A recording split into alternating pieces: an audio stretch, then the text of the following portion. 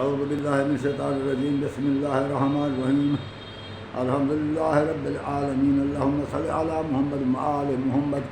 السلام علیکم حضرات ناظرین و سامعین.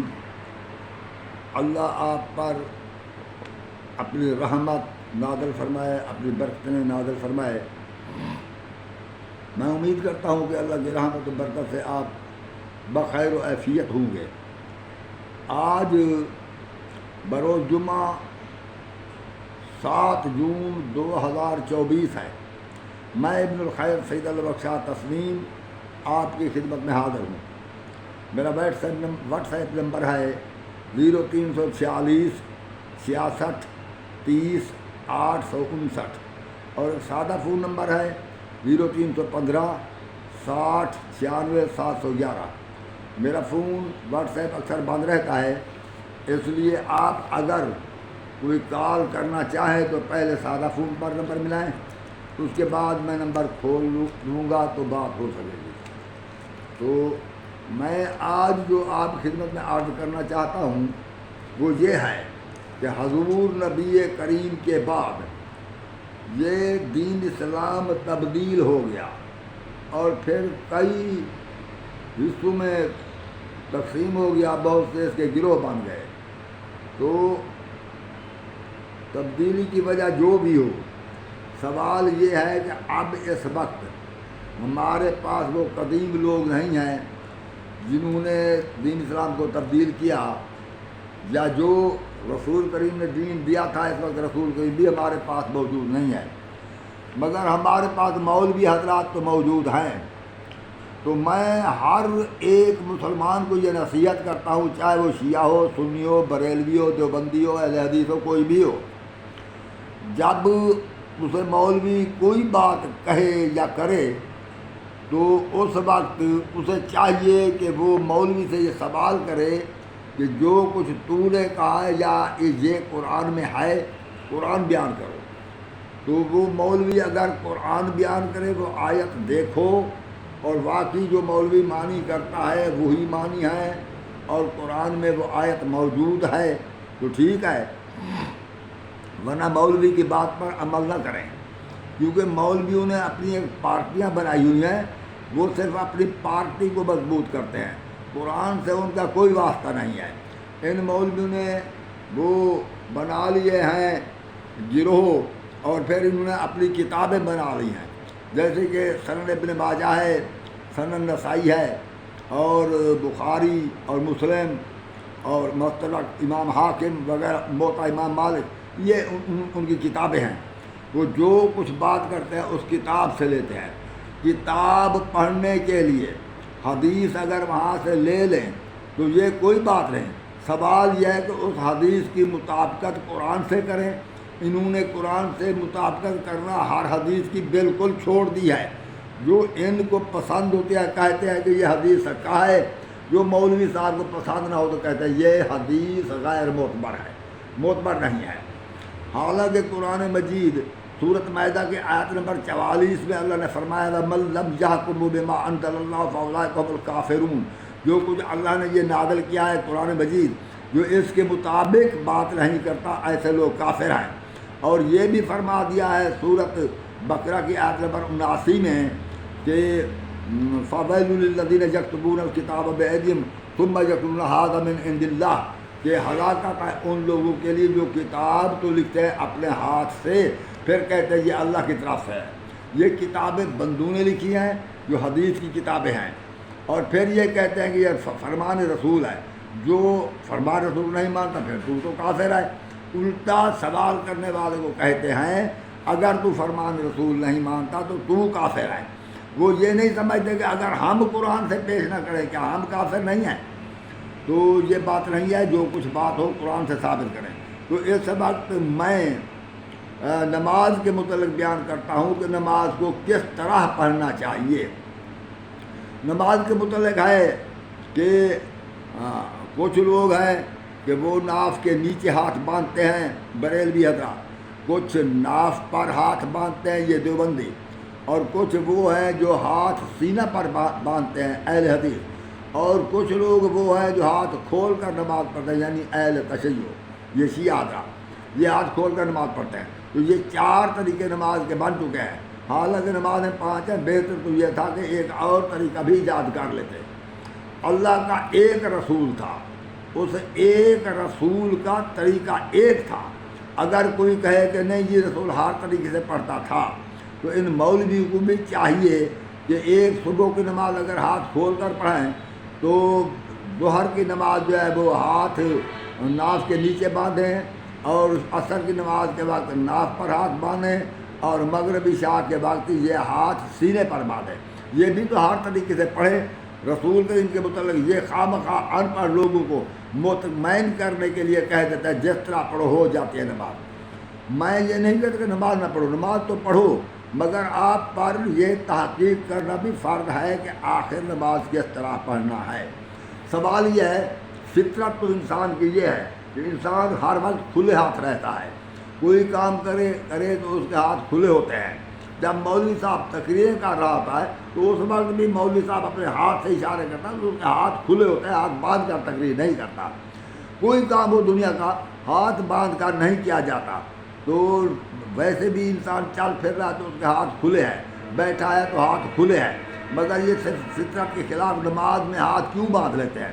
یاد رکھیں جو عمل فطرت میں ہے اس کے متعلق اللہ نے حکم نہیں دیا، البتہ یہ ہے کہ فطری اعمال کی حد بندی کر دی ہے کہ ان حدود کے اندر ہی اپنی فطرت کو پورا کرو، مگر فطری اعمال پر پابندی بھی نہیں لگائی اور فطری اعمال کا حکم بھی نہیں دیا کہ یہ کام کرو، کیونکہ وہ تو لوگوں کی فطرت ہے، وہ خود بخود بھی وہ کام کریں گے، حکم دینے کی ضرورت نہ تھی۔ البتہ منع کیا گیا ہے، جیسے کہ کولو بشربو، کھاؤ پیو، مگر فلا تسرفوا، فضول خرچی نہ کرو۔ تو گویا فضول خرچی سے منع کیا گیا، یعنی فطری اعمال کو ایک دائرے کے اندر، ایک حدود کے اندر پورا کرنے کا حکم دیا گیا ہے۔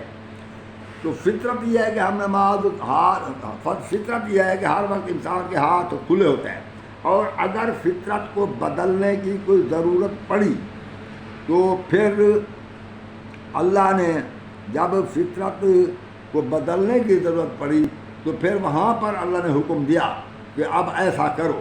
جب فطرت کو بدلنے کی ضرورت نہ پڑی تو اللہ نے فطرت کے مطابق عمل کرنے سے منع نہیں فرمایا، اور نہ فطرت کے مطابق عمل کرنے کا حکم دیا ہے، کیونکہ وہ فطرت ہے انسان کی، خود بخود وہ عمل کرے گا۔ مثلا ہمیں یہ نہیں کہا گیا، قرآن مجید میں یہ نہیں فرمایا گیا کہ صبح کے وقت کھانا کھاؤ، پھر دوپہر یا ظہر کے وقت ظہرانہ کرو، اور پھر عشاء کے وقت روٹی کھاؤ۔ یہ ہمیں نہیں فرمایا گیا، کیونکہ یہ کھانا کھانا ہماری فطرت میں تھا۔ جو بات فطرت میں ہے اس کو بجا لانے کا حکم اللہ تعالیٰ نہیں دیتا۔ تو فطرت انسان کی یہ ہے کہ اللہ تعالیٰ فرماتے ہیں قرآن مجید، یہ سورت روم کی آیت نمبر 30 ہے، میں اور فطرت کے مطابق۔ پہلی بات یہ ہے، میں یہ عرض کرتا ہوں ناظرین و سامعین کہ آخر جو لوگ مسلمان ہوئے وہ صحابہ کرام، وہ پہلے تو کوئی کافر تھا، تو کوئی دہریہ، یعنی بالکل دہریہ، وہ اللہ کے وجود کا قائل ہی نہ تھا، وہ دہریہ تھا، یا کوئی مشرک تھا، یا کوئی یہودی تھا، یا نصرانی تھا، وہ نماز پڑھنے کا طریقہ نہیں جانتے تھے۔ جب مدینہ پاک میں پہلے نماز شروع ہوئی، صحابہ کرام کو بلایا گیا، اذان دی گئی اور نماز شروع کی گئی، تو آخر اللہ کے رسول نے بھی تو فرمایا ہوگا کہ نماز کس طرح پڑھنا ہے۔ اب مولوی ہمیں کہتا ہے کہ انگوٹھے اور چنگلی کو پکڑو، کلائی کے اوپر ہاتھ رکھ کر 3 انگلیاں ہاتھ کی کلائی کے اوپر ہوں، اور انگوٹھے اور چنگلی سے کلائی کو پکڑو، اور اس طرح ناف پر ہاتھ باندھو، یا ناف کے نیچے باندھو، یا سینہ پر باندھو، جس طرح بھی ہے، پھر ہاتھ باندھو اور نماز پڑھو۔ میں یہ اور پاؤں اتنے کھلے رکھو، تو تکبیرۃ الاحرام کرنے کے لیے ہاتھ کانوں تک ہوں۔ میں یہ کہتا ہوں کہ تم تو یہ سمجھا رہے ہو عوام کو، کیا رسول کریم نے نہ سمجھایا ہوگا؟ آخر انہوں نے نماز پڑھنے کا حکم دیا ہوگا۔ اگر ہاتھ باندھنے کا حکم ہے تو دکھاؤ، ہمیں فرمان رسول دکھاؤ یا قرآن دکھاؤ کہ اللہ نے کہیں حکم دیا کہ ہاتھ باندھو، یا حضور سرور کائنات نے حکم دیا ہاتھ باندھو۔ جب نہ حضور کا حکم ہو صلی اللہ علیہ وآلہ وسلم نہ قرآن مجید میں ہو، تو میں یہ سمجھتا ہوں پھر یہ ہاتھ کس طرح باندھے گئے؟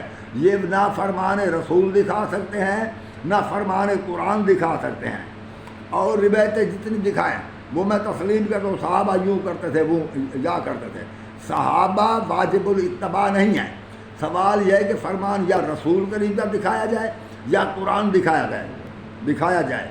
یہ اپنی پارٹی بندی کی نہ سوچنا، یہ سوچنا کہ قیامت کا روز آئے گا، ہم اللہ کے روبرو پیش ہوں گے، جہنم کی آگ بہت گرم ہے، خوف خدا دل میں رکھ کر اپنے مذہب کے بارے، دین کے بارے مکمل تحقیق کریں، ورنہ تو اعمال ضائع ہو جائیں گے۔ تحقیق کریں اور دین پر عمل کریں، عمل بھی کریں جن چیزوں سے قرآن نے منع فرمایا ہے، یعنی ہر قسم کی بد اخلاقی سے اس سے رک جائیں، جن چیزوں کا، جن امور کا اللہ نے حکم دیا ہے اس پر عمل کریں۔ تو قرآن مجید میں جو ہم دیکھتے ہیں، تو سب سے پہلے جو چیز ہے وہ اللہ نے فرمایا ہے۔ میں سورۃ روم کی آیت نمبر 30 پڑھ رہا ہوں۔ اعوذ باللہ من الشیطان الرجیم، بسم اللہ الرحمن الرحیم۔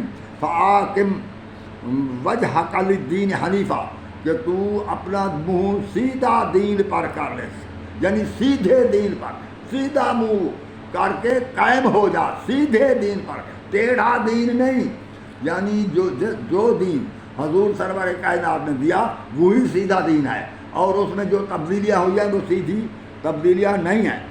تو اللہ فرما رہے ہیں فطرت اللہ التی فطر الناس علیہا لا تبدیل لخلق اللہ، فطرت اللہ التی فطر الناس علیہا، اللہ کا ایک قانون فطرت ہے، ایک اصول فطرت ہے، اس فطرت پر لوگوں کو پیدا کیا۔ تو اللہ فرما رہے ہیں لا تبدیل لخلق اللہ، اللہ کی خلقت کو تبدیل نہیں کرنا، اللہ کی خلقت کو یعنی لازم پکڑو اللہ کی فطرت، جو اللہ نے قانون فطرت بنایا اپنی فطرت کے مطابق عمل کرو، اس فطرت کو لازم پکڑو، فطرت کو تبدیل نہیں کرنا۔ آپ خود سوچ سکتے ہیں کہ فطرت ہے ہاتھ کھولنا، ہاتھ کھلے رکھنا، یہ فطرت ہے۔ جب آدمی پیدا ہوتا ہے تو کھلے ہاتھ پیدا ہوتا ہے، جب فوت ہوتا ہے تو اس کے ہاتھ سیدھے کر کے رکھ دیتے ہیں، تو یہ ہے فطرت۔ جو اللہ فرما رہے ہیں لا تبدیل لخلق اللہ، اللہ کی خلقت کو، اللہ کی فطرت جو اللہ نے فطرت بنائی ہے اس کو تبدیل نہیں کرنا۔ ذالک الدین القیم، یہی سیدھا دین ہے، ولکن اکثر الناس لا یعلمون، اور اکثر لوگ جو ہیں اس بات کو نہیں جانتے۔ جس چیز کو، یعنی یہ کہ یہ دین فطرت ہے، عمل کرنا ہے فطرت کے مطابق، اکثر لوگ اس بات کو یہ نہیں جانتے۔ تو یہ ہاتھ کھلے رکھنے کی کھلی دلیل ہے۔ اور اب پھر نماز میں پڑھنا کیا ہے؟ یہ ہاتھ تو کھلے ہو گئے، یہ تو ہے کہ ہر شخص کو علم ہے کہ، اور اس بات پر متفق ہیں، جو جس چیز پر متفق ہے اسے قرآن سے ثابت کرنے کی ضرورت نہیں ہے، ورنہ تو دوسرے سپارے میں اس کا ذکر بھی ہے کہ کعبے کی طرف منہ کر لینا۔ وہ تو جتنے عالم اسلام میں سب کعبے کو اپنا قبلہ قرار دیتے ہیں۔ تو اللہ نے فرمایا یہ ہے کہ اس نماز میں صرف قرآن مجید پڑھنا ہے۔ یہ دیکھیں نا، یہ آیت نمبر 78 ہے سورہ بنی اسرائیل کے، اللہ فرما رہے ہیں آقمی صلاۃ لدلوک الشمس الی غسق اللیل، کہ نماز کو قائم کر سورج ڈھلنے سے اور رات کے چھا جانے پر، وقرآن الفجر، اور صبح کا قرآن، ان القرآن الفجر کان مشہودا، اللہ قرآن فرما رہے ہیں۔ معلوم ہوا نماز میں قرآن پڑھنا ہے، تو نماز کھلے ہاتھ پڑھنا ہے۔ تو میں نے پہلے جو آیت پڑھی آپ نے دیکھ لیا ہے، اور پھر اس کے علاوہ پڑھنا نماز میں قرآن ہے، کھلے ہاتھ نماز میں قرآن پڑھنا ہے۔ تو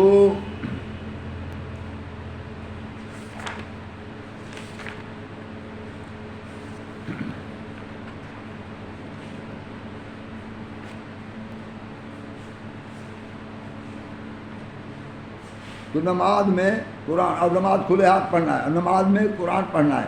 اس کے علاوہ ایک اور آیت پیش کرتا ہوں، سورۃ نور میں ہے، الم تر ان اللہ یسبح لہ من فی السماوات والارض والطیر صفات، کیا تو نے نہیں دیکھا کہ آسمانوں میں اور زمین میں جو ہیں سب اللہ کی تسبیح کرتے ہیں، یعنی اس کی تسبیح کرتے ہیں، اور پرندے صف باندھ کر اس کی تسبیح کرتے ہیں۔ کل قد عالم صلاۃ ہو، یہ سب اپنی اپنی نماز جانتے ہیں. یعنی پرندے جو صف باندھ کر اس کی تسبیح کرتے ہیں وہ اپنی نماز جانتے ہیں کہ اسی طرح نماز پڑھنا ہے، وہ فطری طور پر جانتا ہے، ان کی طرف نبی کوئی نہیں آیا تو وہ اپنی نماز کو جانتا ہے. وہ تسبیح ہو، اور یہ تسبیح کس طرح کرنا ہے وہ بھی جانتے ہیں. واللہ علیم بما یفعلون، اور اللہ جانتا ہے جو کچھ وہ کرتے ہیں. یعنی یہ بھی کیونکہ پرندوں کی مثال اللہ نے دی ہے کہ دیکھو میرے پرندوں کو یہ صف باندھ کر کس طرح میری نماز پڑھ رہے ہیں. دیکھیں فضا میں صف باندھ کر پرندے جب اڑتے ہیں قطار کی صورت میں تو اس میں پرندے پر پھیلاتے ہیں نا، کہ پر اکٹھے تو نہیں کرتے، اگر پر اکٹھے کر تو زمین پر گر جائیں تو یوں سمجھو کہ ان کے وہ دو پر جو ہیں ان کے وہ دو بازو ہیں تو وہ بازو پھیلا کر عبادت کر رہے ہیں. اللہ نے ہمیں پرندوں کی طرف اس لیے متوجہ فرمایا کہ حضرت حابیل جو کہ حضرت آدم کا بیٹا تھا اور اس کو حضرت آدم کے بیٹے قابیل نے قتل کر دیا. وہ بھائی کی لاش کو اٹھائے کندھے پر چلتا پھرتا تھا، مجبور تھا کہ بھائی کی لاش کا کیا کرے. پھر اس کے سامنے ایک کبا آیا، اس نے دوسرے مردہ کبا کو گڑا کھود کر دفن کر دیا.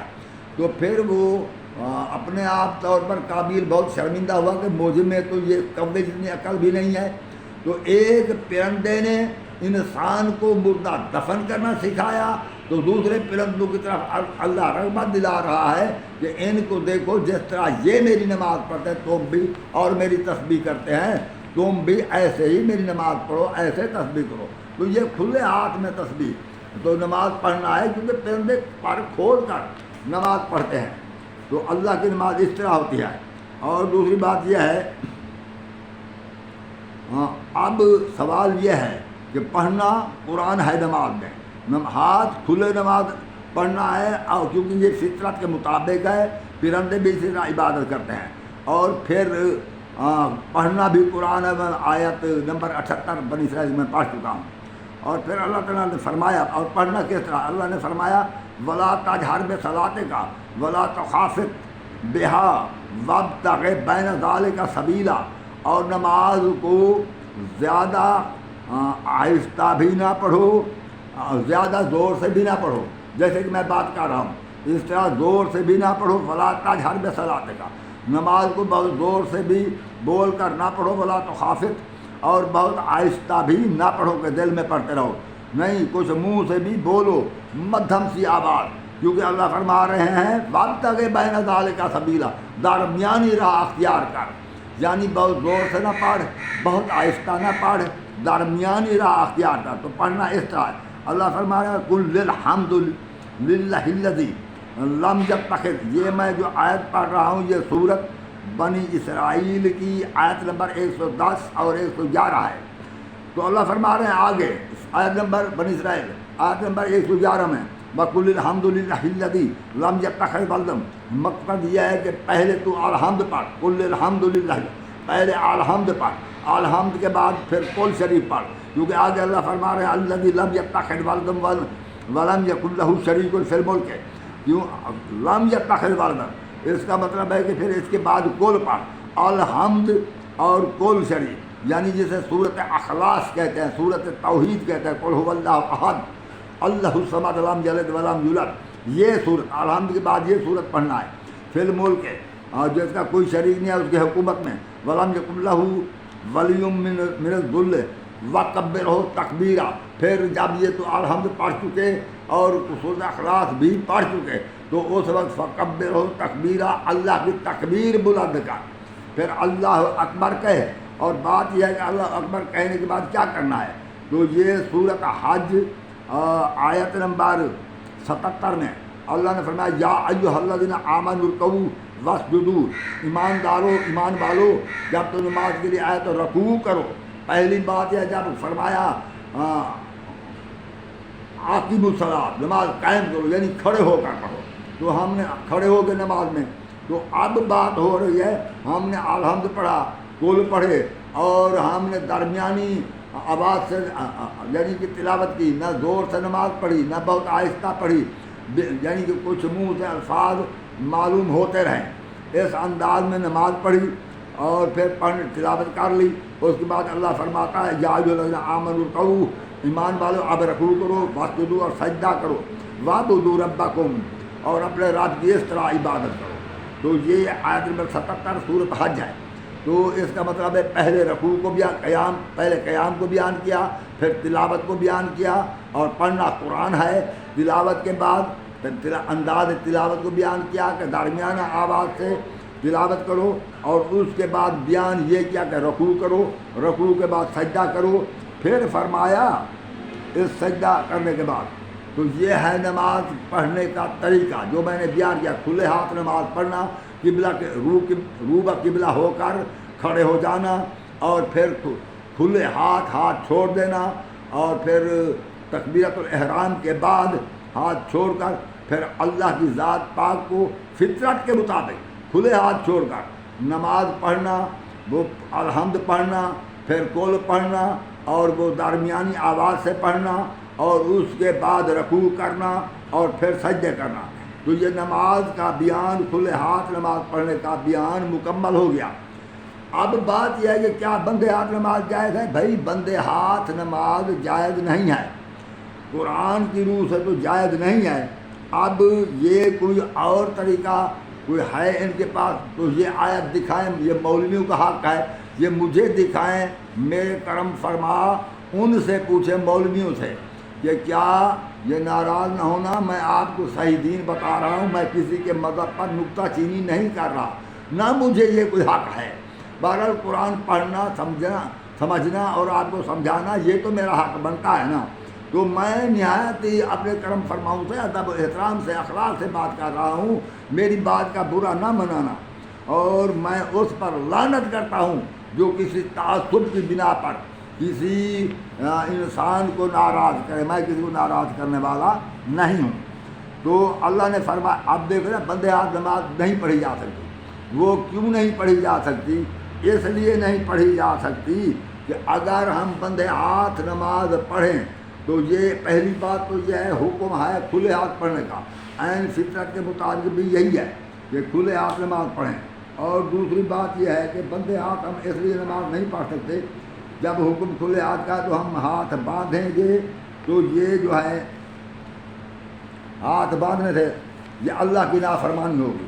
دوسری بات یہ ہے کہ کھلے ہاتھ نماز پڑھنے کی اللہ نے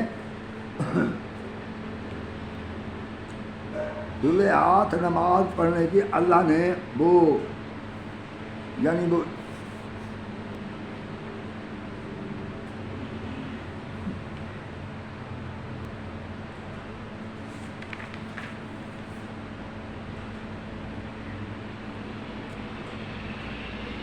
کھلے ہاتھ نماز پڑھنے کی اللہ نے وہ مذمت کی ہے۔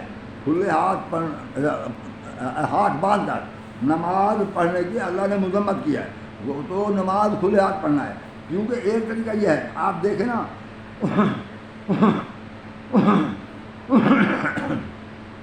حضرت موسیٰ علیہ السلام طور پر پہنچے، اللہ نے فرمایا کہ تیرے ہاتھ میں موسیٰ کیا ہے؟ تو موسیٰ نے عرض کیا کہ یا اللہ میرے ہاتھ میں یہ عصا ہے۔ تو اس نے کہا اسے زمین پر پھینک دو۔ جب اسے زمین پر حضرت موسیٰ نے پھینکا تو عصا اژدہا بن گیا۔ حضرت موسیٰ خود اسی عصا سے خوف زدہ ہو کر بھاگے۔ تو اللہ نے فرمایا نہیں خوف نہ کر، اس کو پکڑ لے۔ جب عصا کو پکڑا تو وہ سانپ نہ تھا، پھر وہی عصا بن گیا۔ اب عصا اٹھا کر حضرت موسیٰ کھڑے تو ہو گئے، مگر پہلا جو خوف طاری تھا اس کی وجہ سے کانپ رہے تھے۔ اس لیے اللہ نے فرمایا وَاضْمُمْ إِلَيْكَ جَنَاحَكَ مِنَ الرَّهْبِ، وَاضْمُمْ إِلَيْكَ جَنَاحَكَ مِنَ الرَّهْبِ، کہ تو اپنے بازو اپنے جسم کے ساتھ ملا لے، یعنی سینے پر ہاتھ رکھ لے، یہ پسلیوں پر تیرے ہاتھ آ جائے پہلو پر، تو اپنے ساتھ اپنے ہاتھ ملا لے۔ اس کا مقصد کیا؟ من الرہب، یعنی اس خوف کو دور کرنے کے لیے تو اپنے ساتھ اپنے ہاتھ ملا لے۔ جب انسان ہاتھ باندھ لیتا ہے تو یہ تو لازم ہے کہ ہم نے نماز پڑھا خشیت خداوندی سے، یعنی جب ہم نماز پڑھ رہے ہیں یا تو اللہ کا خوف ہو، اگر خوف نہ ہو تو اللہ کی محبت ہو۔ مگر جب ہاتھ باندھ دیے جاتے ہیں تو نہ خوف آتا ہے نہ محبت، کیونکہ جذبات دل میں پیدا نہیں ہو سکتے۔ اگر جذبات پر قابو نہ رکھا جا سکا ہوتا تو اللہ تعالیٰ کبھی حضرت موسیٰ کو یوں نہ فرماتے کہ تو ہاتھ اپنے باندھ لے، یوں کبھی نہ فرماتے، یعنی اپنے ہاتھ اپنے ساتھ ملا لے، تو اپنے ساتھ ہاتھ ملانے سے خوف یا محبت کے جذبات پر کنٹرول ہو جاتا ہے۔ نماز تو ایک پھیکی سی عبادت رہ جائے گی، جب ہاتھ نہیں ملائیں گے تو نماز نہایت خشوع و خضوع سے پڑھی جائے گی۔ دوسری آیت یہ ہے کہ آیت نمبر 67 ہے، 67 یہ سورت توبہ کی۔ اللہ فرما رہا ہے المنافقون والمنافقات بعضهم من بعض، منافق مرد عورتیں ایک دوسرے سے ہیں، یعنی ایک دوسرے سے یعنی ایک ہی تھیلی کے چٹے بٹے ہیں۔ یامرون بالمنکر وینہون عن المعروف، یہ ایک دوسرے کو برائی کا حکم دیتے ہیں، یعنی کہ فلاں سے برتاؤ نہ کریں، فلاں کے جنازے پر نہ جائیں، فلاں کے ساتھ کسی کے تعلق نہ رکھیں، فلاں سے بات چیت نہ کریں، فلاں سے رشتہ نہ کریں، فلاں یہ کریں وہ کریں، یہ فلاں جلوس کو روک دیں، فلاں بمباری کریں، فلاں مقام پر گولی چلا دیں۔ تو یہ کیا کرتے ہیں؟ یامرون بالمنکر، یہ باتیں اللہ کو پسند نہیں ہیں، تو یہ ناپسندیدہ باتوں کا حکم دیتے ہیں، برائی کا حکم دیتے ہیں۔ بس یہ آیت نمبر سورت توبہ ہے، اور پارہ ہے 10واں سورت توبہ، آیت نمبر 67 پڑھ رہا ہوں۔ ناظرین آپ کے پاس قرآن ہوگا، وہاں دیکھ لینا۔ بالمنکر وینہون عن المعروف ہے، اور یہ نیکی سے روکتے ہیں۔ وَيَقْبِضُونَ أَيْدِيهِمْ، اور یہ اپنے ہاتھ بند رکھتے ہیں۔ نَسُوا اللَّهَ فَنَسِيَهُمْ إِنَّ الْمُنَافِقِينَ هُمُ الْفَاسِقُونَ انہوں نَسُوا اللَّهَ فَنَسِيَهُمْ، تو انہوں نے اللہ کو بھلا دیا، اللہ نے ان کو بھلا دیا ہے، یعنی منافقوں نے اللہ کو بھلا دیا ہے، تو اللہ نے منافقوں کو بھلا دیا۔ ان المنافقین هم الفاسقون، بے شک منافق جو ہیں یہ فاسق لوگ ہیں۔ تو میرے بھائی بات یہ ہے، ہاتھ تو اللہ فرما رہے ہیں یہ منافق ہی باندھ رکھتے ہیں، اور ہم دیکھتے ہیں کہ کوئی منافق ہو، کافر ہو، مسلمان ہو، مشرک ہو، کوئی بھی ہو، ہمیشہ ہاتھ کھلے رکھتا ہے، مگر ہم دیکھتے ہیں کہ نماز میں جب دیکھتے ہیں ہاتھ یہ باندھ رکھتے ہیں، تو یہ تو منافقین کی علامت ہے۔ تو آپ ہاتھ باندھ نہ رکھیں، یا اللہ نے ہاتھ باندھنے کی مذمت کی ہے۔ بات یہ ہے مولوی صاحبان جو ہے اس ہاتھ باندھنے کو لکھتے ہیں مٹھی باندھ رکھتے ہیں، جس کا مطلب یہ وہ بیان کرتا ہے کہ وہ منافق راہ خدا نہیں دیتے، یہ مولویوں نے دھوکہ دیا ہے تمہیں۔ اگر یہ مٹھی کی بات کریں، ادھر وضو کی آیت دیکھیں، سورۃ مائدہ آیت نمبر 6 کو دیکھیں، وہاں پر فاغسلوا وجوہکم وایدیکم کے معنی انہوں نے ہاتھ کیے ہیں، یہاں پر کہ یقبضون ایدیہم کے معنی انہوں نے مٹھی کر دیا ہے۔ تو آپ سمجھنے لگا ایدی کا معنی تو ہاتھ بنتا تھا، انہوں نے مٹھی کر دیے۔ اگر یہ رائے خدا خرچ نہ کرنے والی بات ہوتی تو اللہ فرماتے یقبضون ایدیہم ولا ينفقون فی سبیل اللہ، ایسی بات اللہ کہہ دیتا نا، کیا اللہ کو عربی نہ آتی تھی؟ یہ بات نہیں ہے، یہ بات یہ ہے کہ ہاتھ بند رہتے ہیں، اگر جنگ میں جائے تو ہاتھ بند، رائے خدا دینا ہو تو ہاتھ بند، اگر یہ نماز میں ہے تو ہاتھ بند۔ یہ ہاتھ بند ہونے کی منافقوں کی علامت ہے، یہ ہر مقام پر، تو ہاتھ بند نہیں کرنا چاہیے۔ ہاتھ باندھنے، ہاتھ بند کرنے کی اللہ نے مذمت کی ہے، ہاتھ کھولنے کا حکم دیا ہے، جو کہ میں آیات پہلے پڑھ چکا ہوں۔ تو اللہ آپ کو سمجھنے کی اور قرآن مجید پر عمل کرنے، قرآن مجید پر یقین کرنے کی اللہ آپ کو توفیق عطا فرمائے۔ تو میرے بس میں بس یہی بات تھی، اس وقت میں آپ سے اجازت چاہتا ہوں۔ والسلام علیکم ورحمۃ اللہ وبرکاتہ۔